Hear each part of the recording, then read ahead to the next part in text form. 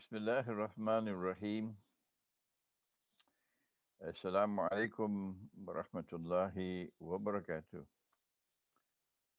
And Ramadan Kareem. We begin with Allah's blessed name. We praise Him and we glorify Him as He ought to be praised and glorified. And we pray for peace and for blessings on all His noble messengers, and in particular on the last of them all, the Blessed Prophet Muhammad, sallallahu ta'ala alayhi wasallam. As we greet you on this, the sixth day of Blessed Ramadan, here in my native island of Trinidad in the Caribbean. We did not see the moon. We did not have evidence that the month of Ramadan had commenced on Laylatul Jum'ah, and hence we could not fast on Yawmul Jum'ah. And so our first day of fasting was on Yawmul Sabt. And so today, Yawmul Khamis is our sixth day of fasting. And the questions are coming to me from left and from right and from top and from bottom, from all around. The questions just keep on coming to me concerning how do we begin the fast of Ramadan. So many questions, and it is really something disturbing, truly disturbing, that what was never a problem. I was a student in Pakistan for so many years, and the problem in Pakistan in the 1960s was the government would declare one day to be the beginning of the month, and the ulama would challenge the government and say, "No, you're wrong." And the country was siding with the ulama against the government. And eventually, the government had to concede, and then they established a committee called the Ruyat Hilal Committee, the committee to announce that the Hilal moon has been seen. And that solved the problem. And the whole of Pakistan now has the commencement of the month of Ramadan and the celebration of Eid al-Fitr based upon evidence, evidence that the moon has been sighted. And when the moon is not sighted, then of course the month would have one more day. Now the question that is coming is, why can't we all fast on the same day? Would it not be a manifestation of unity in the ranks of our Muslims? Does it make sense to you, Sheikh, that we should all fast on the same day? And if we all fast on the same day, then we can celebrate Eid al-Fitr on the same day. Sheikh, what is your response? And now, here is my response. If primary guidance comes from the Quran, it doesn't come from a piece of paper. It doesn't come from a calendar. It doesn't come from a conference in Istanbul. Primary guidance comes from the Quran. And guidance comes from the Hadith as well, to the extent that the Hadith is in harmony with the Quran and not in conflict with the Quran. So, what does the Quran say? Does the Quran tell us that we must all fast on the same day? Does it do that? There is only one verse of the Quran which commands the fast of Ramadan, and it is verse 185 of Surah Al Baqarah. And this is what it says: بعد أعوذ بالله من الشيطان الرجيم. Listen carefully. Listen carefully. شهر رمضان الذي أنزل فيه القرآن هدى للناس وبينات من الهدى والفرقان فمن شهد منكم الشهر فليصم إلى آخر الآية. It says whosoever from amongst you gets the evidence that the month of Ramadan has commenced, it is now obligatory on him to fast. So the command is not directed to all of the ummah. It is directed to only that part of the ummah which has the evidence that the month has commenced. And the other part which does not as yet have the evidence that the month has commenced cannot begin the fast. They will have to wait one more day. Listen to it again. فَمَنْ شَهِدَ مِنْكُمُ الشَّهْرَ فَلْيَصُمْ. Whosoever from amongst you, minkum, gets the evidence that the month of Ramadan has commenced, on them it is obligatory to fast, not on all. And those who do not have the evidence as yet that the month has commenced, for them there is no fasting. It is not obligatory on them. They have to wait one more day, one more day in order to commence the fast. So here is the verse of the Quran which makes it plain and clear that Allah is not directing uh, his, his attention to the whole of the Ummah, all of us, that as soon as the month, the evidence is there that the month has commenced, because somebody saw the moon in Timbuktu, that all the Ummah, everybody must now commence the fast. No, it is Faman Shahida Minkum, recognizing that all of us would not have the evidence at the same time. That is the beauty of the language of the Quran, for man shahida minkum shahr. And so this is my answer to you, that it is not a part of the divine plan. The system of time in Islam does not want us all to commence the fast of Ramadan on the same day, and therefore to celebrate Eid al-Fitr on the same day. And those who are struggling and struggling in a misguided struggle, that we all must commence the fast on the same day, and all must celebrate Eid al-Fitr on the same day. My warning to you is you are abandoning the Quran. Go back to the Quran and study the Quran. The word shahida, faman shahida minkum shahr. The second thing I want to say is that when Allah speaks about evidence, those who have the evidence that the month has come, Ramadan, it is obligatory to fast. The question is, what is evidence? And the answer has to be, what was evidence in the Sunnah? Do you mind if I say that? Do you have any objections to that? I'm asking you, what was evidence when the revelation came down for the first time? And we are now fasting for the first time in Ramadan. What was the evidence for the Prophet ﷺ? What was evidence for the early Muslim, the Aslaf?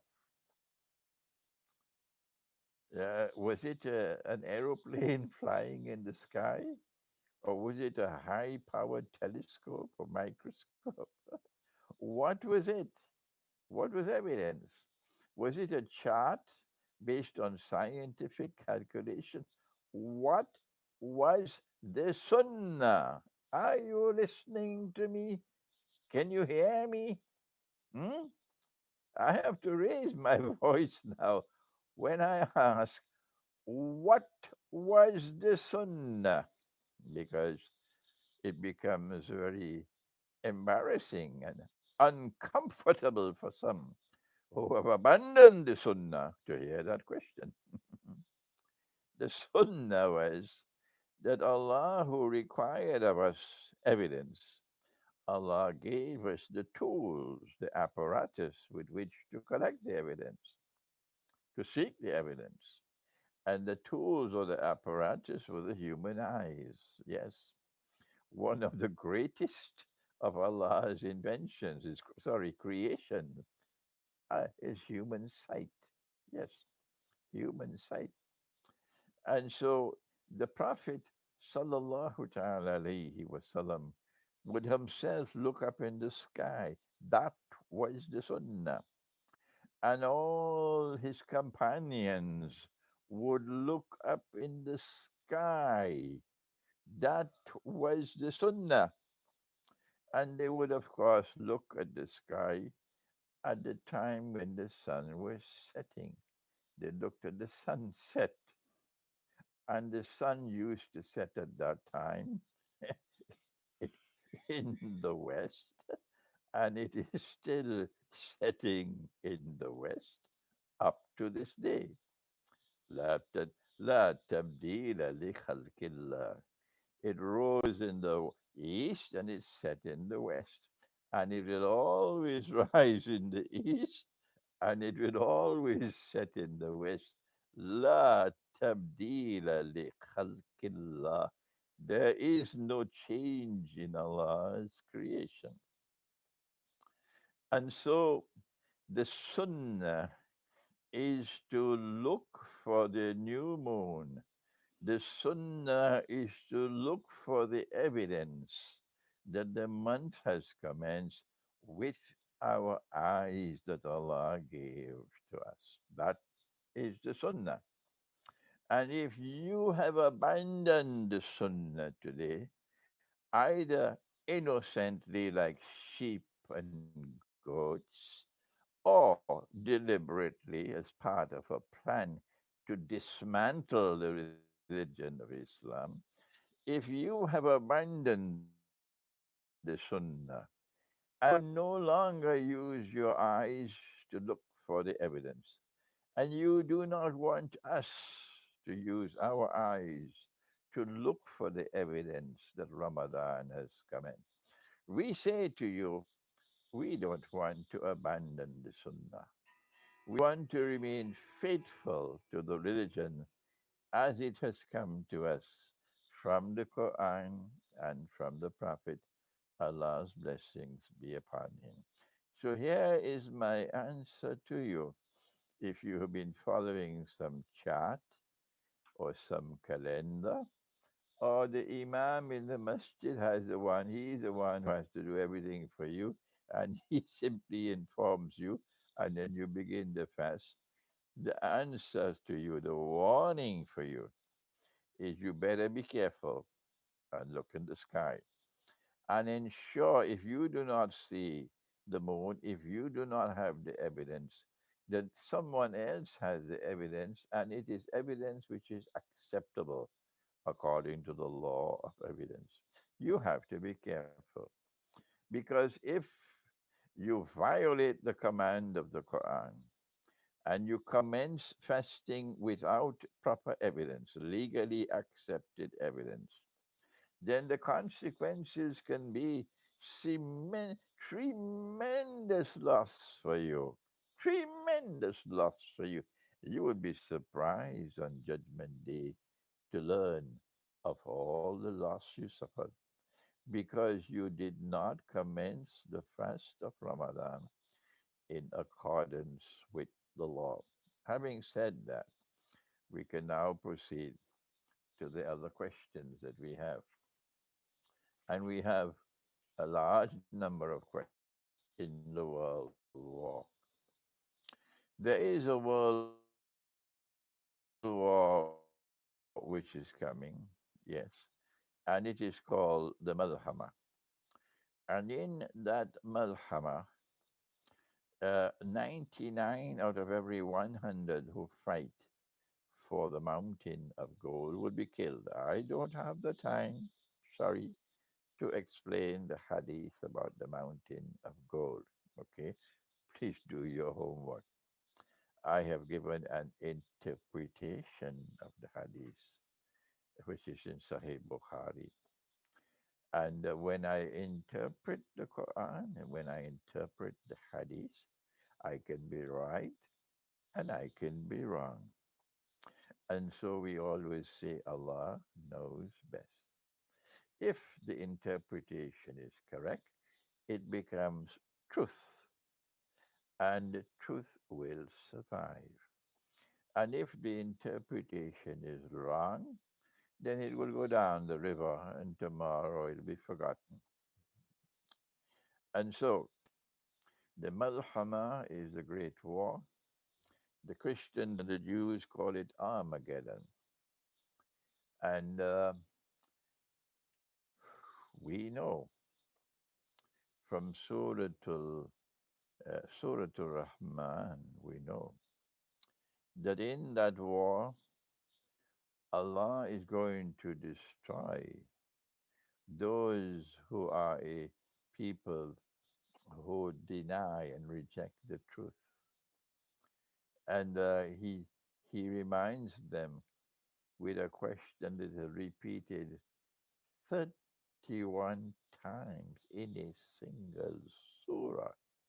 In the first and only time in the whole Quran this has occurred. That one ayah is repeated. Ayah means verse.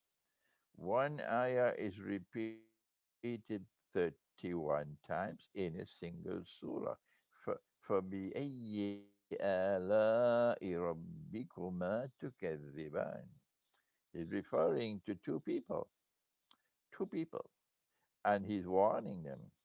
Which of the signs of Allah are you going to reject? Hmm? Who are the two people? Then he tells us the answer. يا معشر الجن والإنس يا معشر الجن والإنس. He's referring to a, a, a human beings who are evil and to jinn who are evil. And there is an alliance between human beings and jinn in that gathering or that jama'ah, double jama'ah of evil people who reject the truth. And these are the ones who are going to be destroyed. And my analysis, my conclusion, is that Allah is speaking about the alliance between evil people and evil jinn in modern Western civilization. This civilization has come to demolish the religious way of life. This civilization does not believe in the hereafter. It's just lip service. And so it's modern Western civilization which is going to get the beating of its life in the Great War. Uh, does Russia form part of modern Western civilization? No, it does not. It does not. Does China form part of modern West? No, it does not. And it is very plain and clear, at least to me, I don't know for my critics, that the Great War which is coming, which I would recognize to be the Malhama, but because my critics differ in everything that I say, they probably have another view. And you must not listen to me alone. Remember that. You must also listen to them, listen to my critics, and listen to others. And never, never accept my opinion, never accept my view, unless you're convinced that I'm correct. If you are going to mechanically accept everything that I say as the truth, you're dangerous to me. Yes. Because if I make a mistake, you will compound that mistake because you're not critically assessing everything I say. Iqbal will be very pleased with a student who comes after him, who critically assesses what he has taught. And if they find that he has made a mistake, although he's a great, great scholar, they very politely mention that here is a mistake that he's made. When you point out, when you point out the mistake of a great scholar, you do it in a very polite way. You will spend 100 times the amount of time in recognizing all the truth which has come from him. Yes, recognizing his greatness as a scholar before you point out a mistake that he has made. And when you point out the mistake that he has made, you're not doing that to demolish him and to cause your own self and your own profile to rise high. That's not the way of men and women of integrity. No, when you point out his mistake, you still say, despite the mistake that he made, he's still a great scholar. And it is not our intention in pointing out a mistake that he made to get people to turn away from him and turn to us and to demolish him as a scholar. That's the work of Shaitan. And so, yes, people can make mistakes. I gave an interpretation of the Malhama.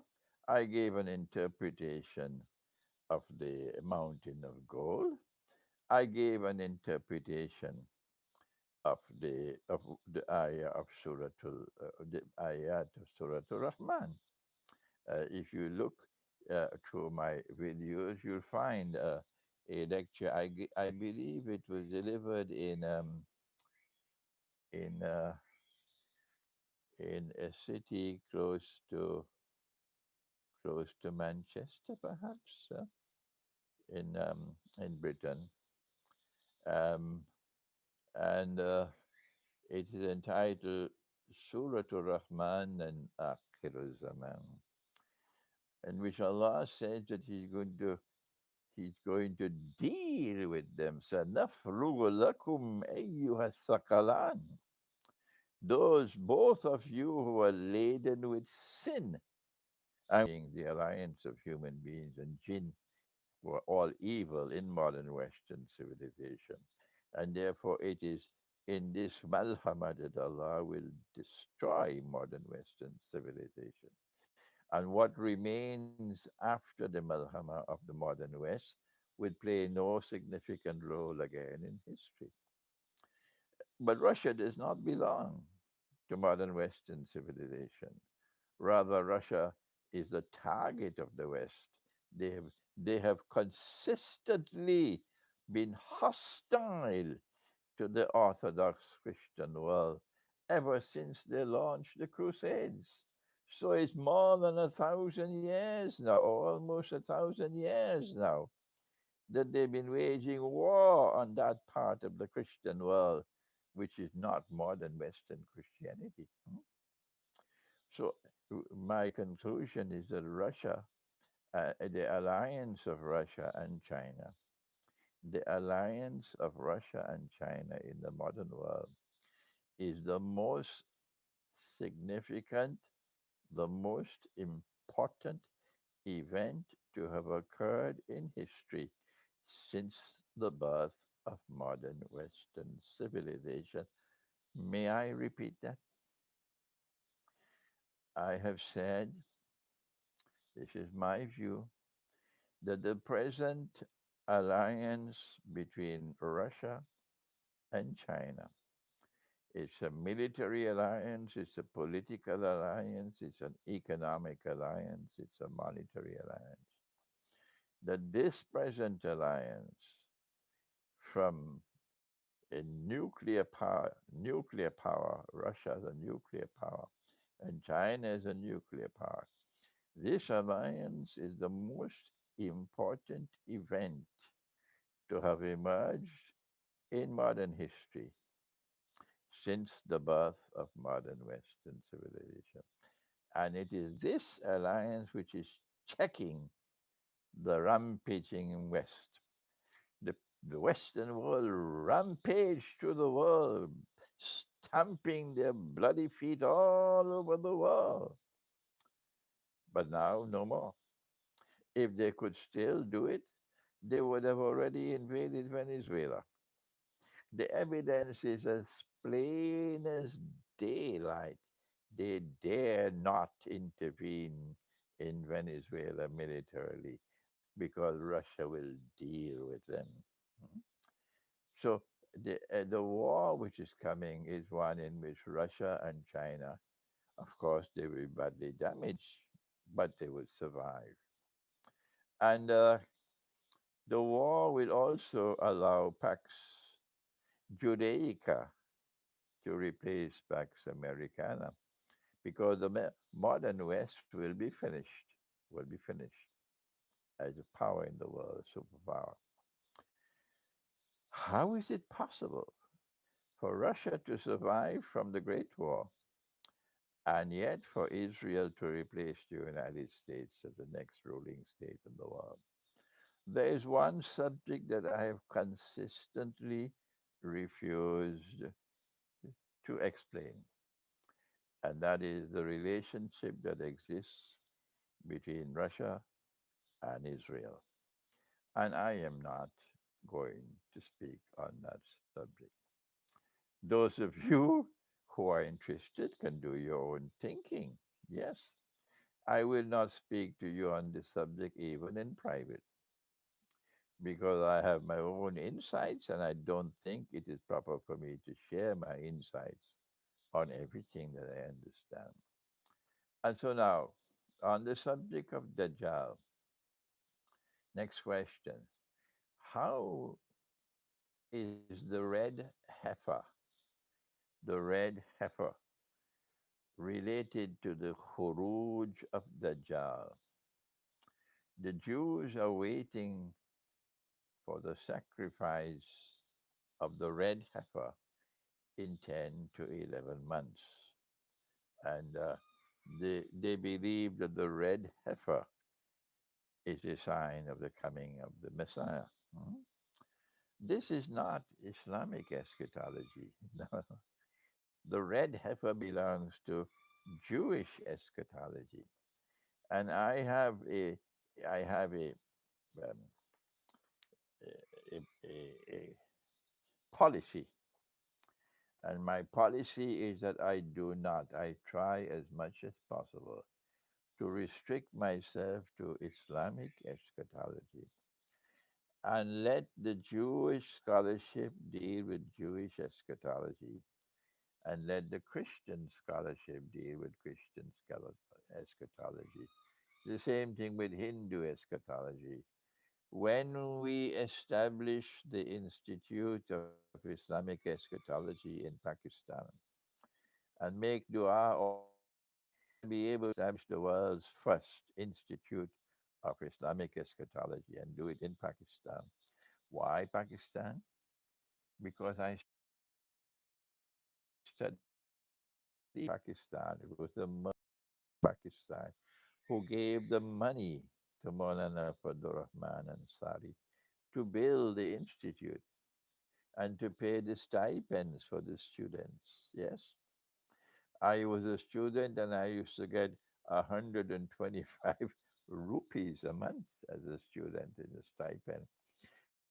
And if you had 5 rupees in your pocket, you felt very good. Yes, because to go and travel from one part of the city to another part used to cost only 4 annas. And they didn't pronounce it as 4 annas. They used to say chawanne, 25 paisa. So 5 rupees was a lot of money. I have to be forever grateful, yes, for those who struggle and struggle and struggle to build that institute where I studied, and to all those who came and taught me there in that institute.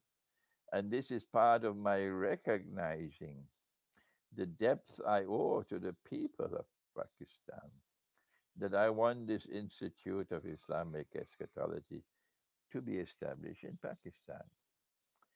But whenever it is established in Pakistan, it would be a dream if we could have in that institute a branch devoted to Christian eschatology.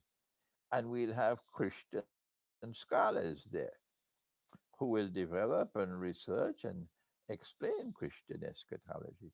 And the same thing for Jewish eschatology.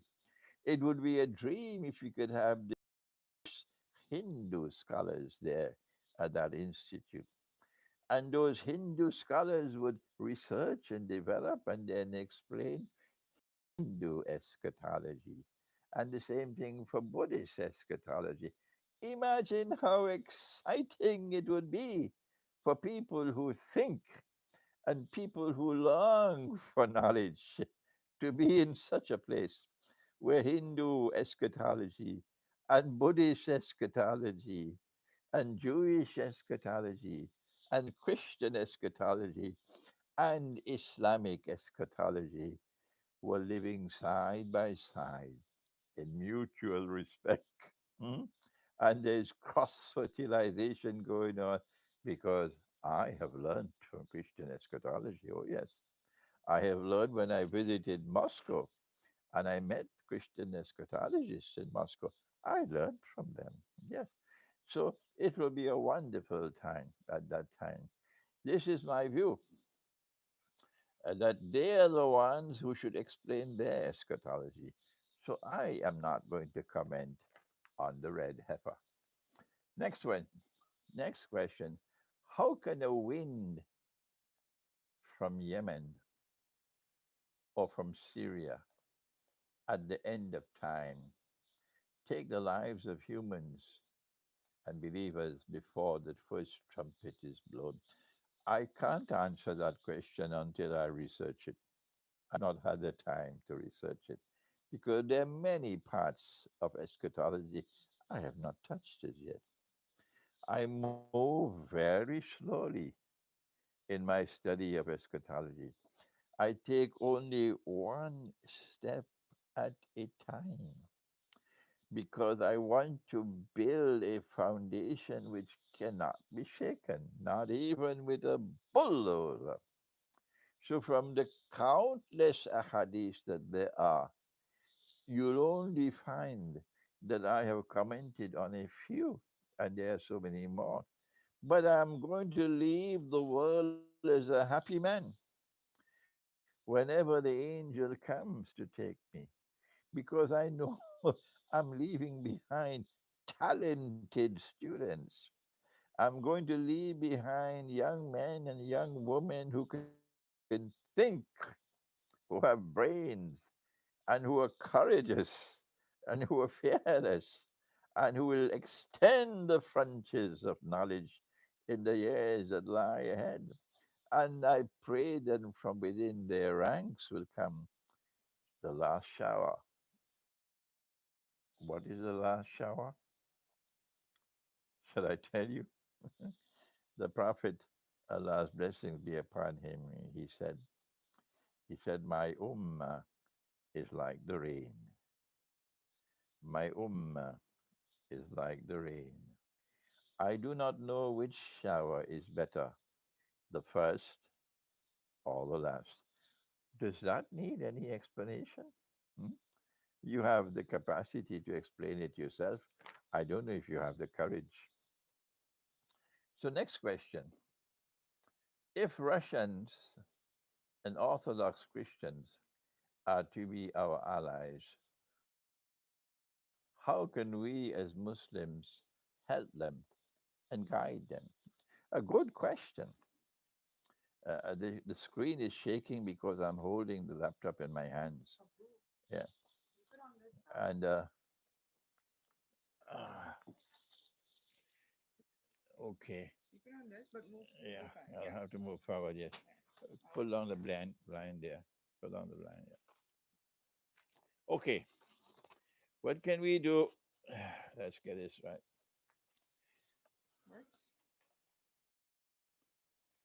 What can we do to help and to guide our Orthodox Christian brothers?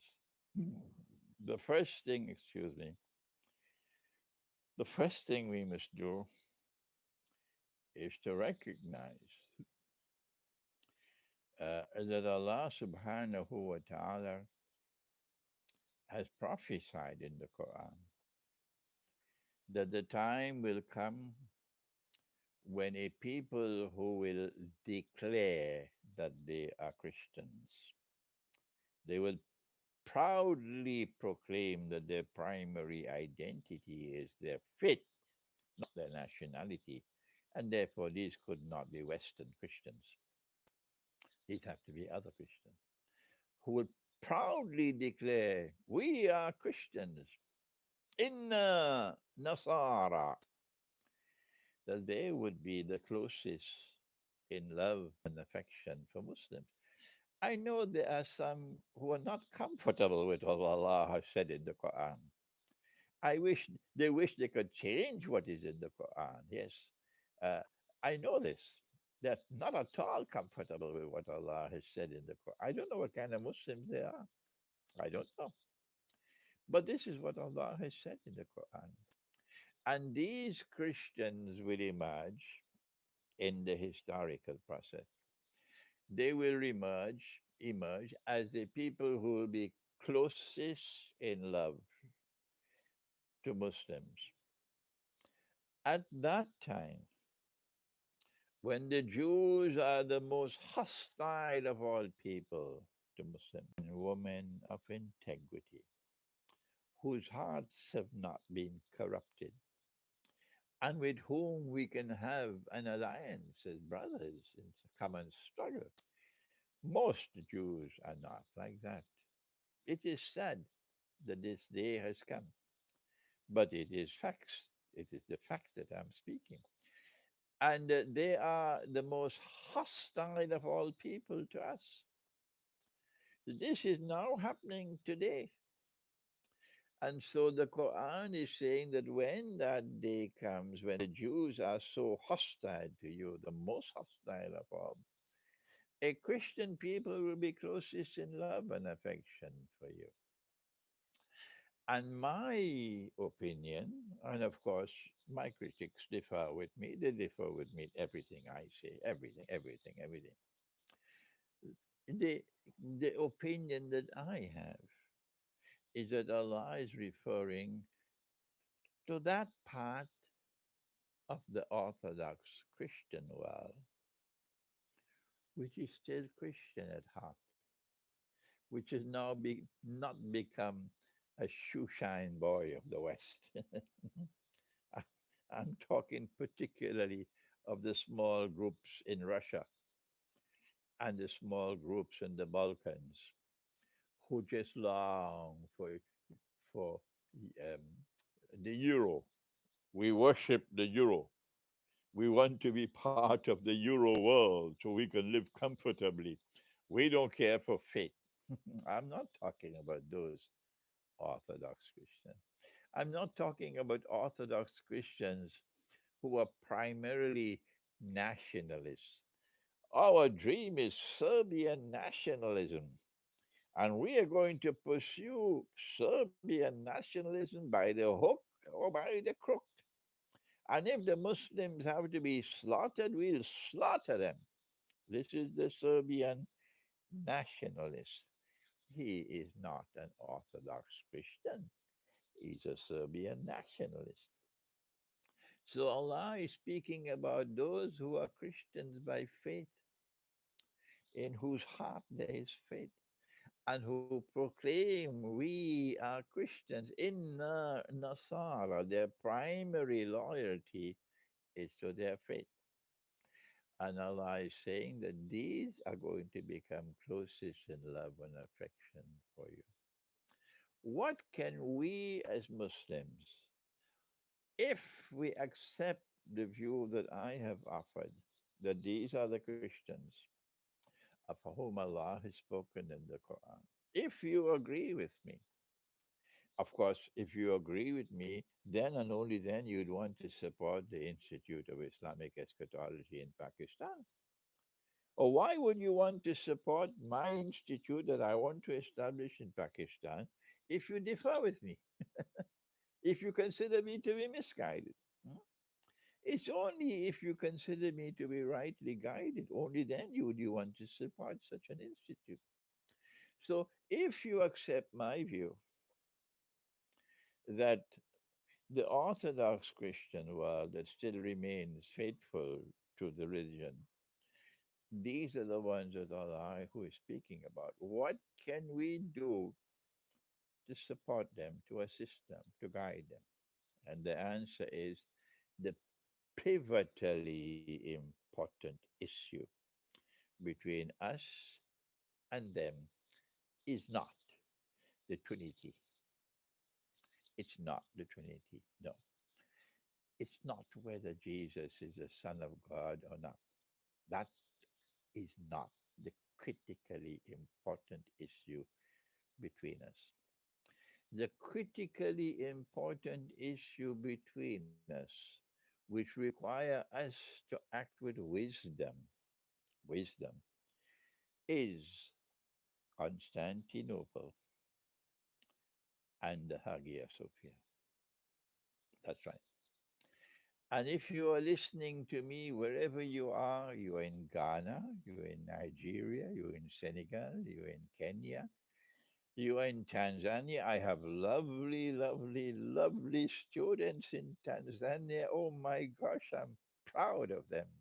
My students in Tanzania.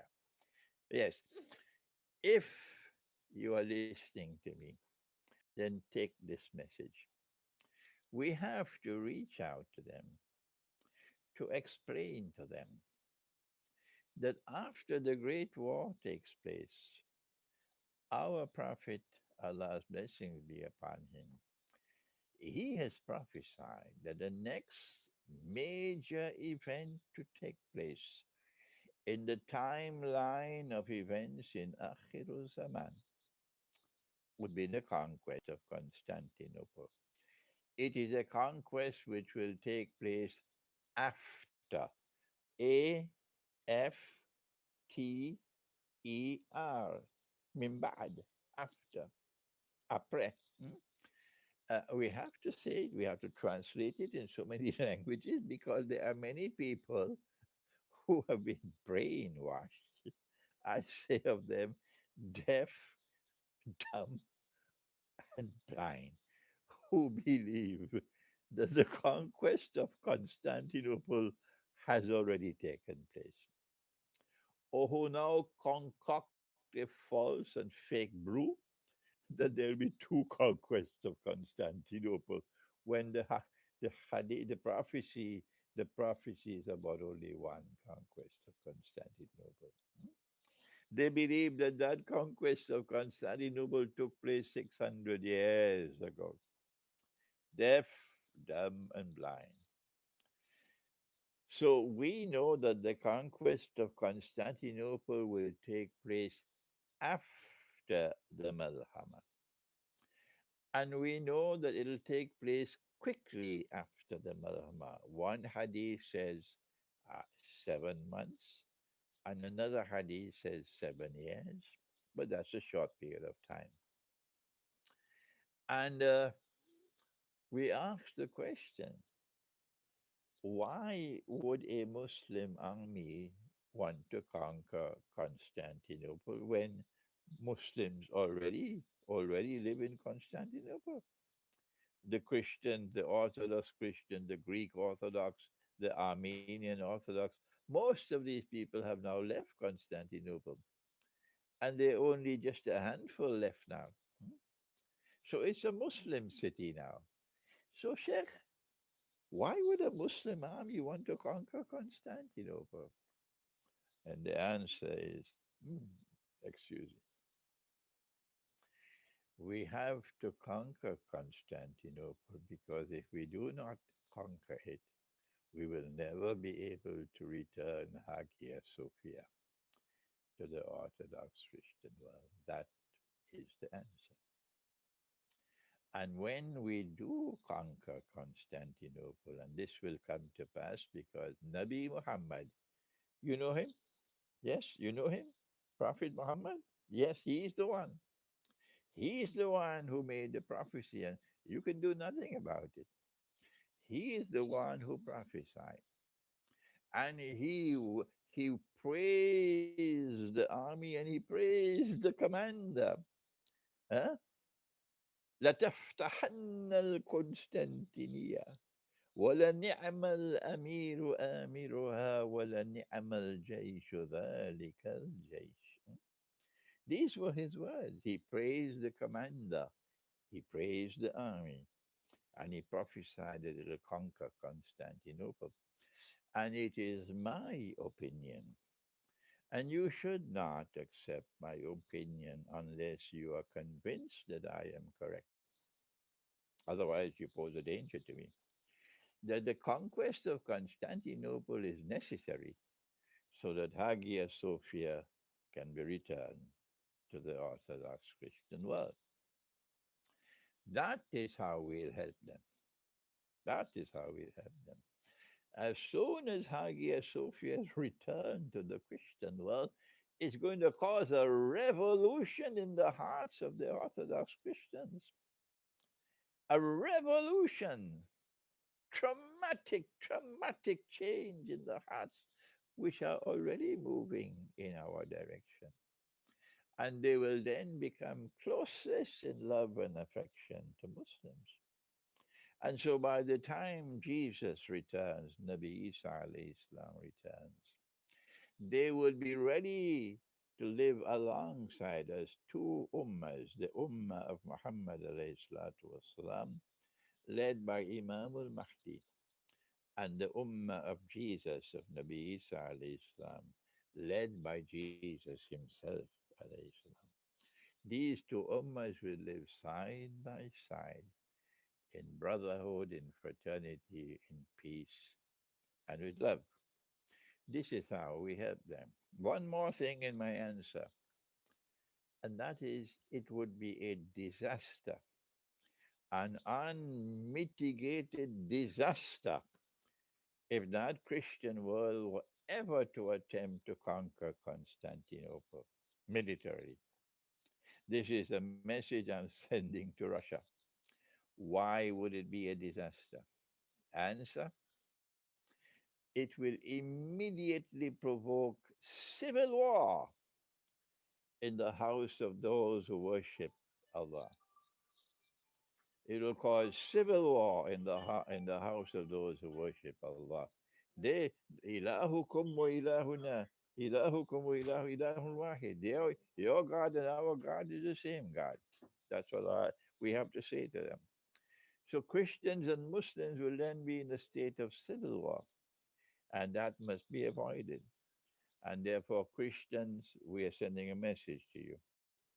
Do not make the effort to conquer Constantinople. Part of the reason for the First World War was because Russia was duped. Russia was duped by Britain and France. That if you join us in this First World War, you will get Constantinople. France, in particular, more than Britain, wanted Russia in the war so that Russia would be offered Constantinople. France had to do that because France wanted to recover territory which she had lost to Germany, Alsace-Lorraine. And therefore, France set the bait and Russia swallowed the bait. And this is one of the main reasons for the First World War, the Russian lust for Constantinople. I have to use the word lust because they acted foolishly. The Tsar of Russia was not that bad. He didn't want the war. But the other men around him who were not faithful, not faithful to to the Tsar, they were more faithful to France. They are the ones who took Russia into the war in order to get Constantinople. So do not make the effort. Do not have the desire in your heart that the Orthodox Christian world will wage war to recover Constantinople. Not at all. When we recover Constantinople, inshallah, when that Muslim army conquers Constantinople, then Constantinople can become a model of a state, a holy state, similar to Medina. Similar to Medina. The Mithaq of Medina brought into being a plural model of a state. That is what the Mithaq did. The Mithaq means the covenant or the constitution of Medina, which was negotiated by the Prophet ﷺ, which brought the state into being.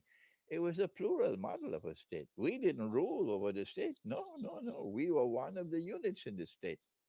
The Jews were, the Jewish tribes were other units in the state, and pagan Arab tribes were units in the state. And they all lived together on the basis of political equality. Political equality. That was the state of Medina. And so Constantinople, when it is conquered, will then become a plural model of a state in which Christians and Muslims will live together on the basis of political equality. So there's no need for a Christian army to seek to conquer Constantinople. Do we have time for another question? Uh, do you recommend other scholars of Islam doing contemporary work? My field is Islamic eschatology. Yes. And I always decline to comment on other scholars. I always do that. No. I listen to them. I admire some of them. I'm worried by others, but I decline. I never comment on them. No. And I have to say, I have an assistant. MashaAllah, he's a young man. He's Hasbullah, he's from Singapore. And I'm confident that in the years that lie ahead, may Allah grant, he'll grow into a great scholar, inshallah. There are others, mashallah, who have studied eschatology from what I have done so far, my humble work, and who are now teaching eschatology, yes. I don't want to mention any names. I just want to mention only the name of Hezbollah. Um, and it is for you now. You must look around and see who are those who are teaching eschatology, who are growing as scholars of eschatology. So that when Allah takes me away, they're the ones who will take up the baton and move forward, inshallah. The next question is on plural marriages. Plural marriages is in the Quran, but today the world prohibits it. What is your answer? Well, the prohibition of riba is prohibited in the Quran. And today the whole world permits riba. What do you do? Answer. Regardless of which way the world moves, you must remain faithful to the Quran. And so, yes, Allah permits plural marriages. I have two wives myself. Uh, Iqbal had two wives, yes. Allah has permitted plural marriages. If the Quran has permitted plural marriages, then we must remain faithful to the Quran, regardless of the price we have to pay. This is enough for today. We've had a long session, and I pray that you will all take some food from what you cook to break the fast and give it to the poor before you break the fast. And secondly, it seems to me that the lockdown around the world is now slowly going to be lifted. But when the lockdown is lifted, you will see that those who have been brutally damaged by the lockdown are the poorest of the poor. Those who live like the birds. Every day they have to look for the food for the day. So they are working day by day and they're earning their income day by day and they're eating and their family eating day by day. And these are the ones who have suffered the most from the lockdown. So when the lockdown is lifted, if you have the means to do so, go search and find those who are lying in the dust and lift them up. Thank you. Wassalamu alaikum wa rahmatullahi wa barakatuh.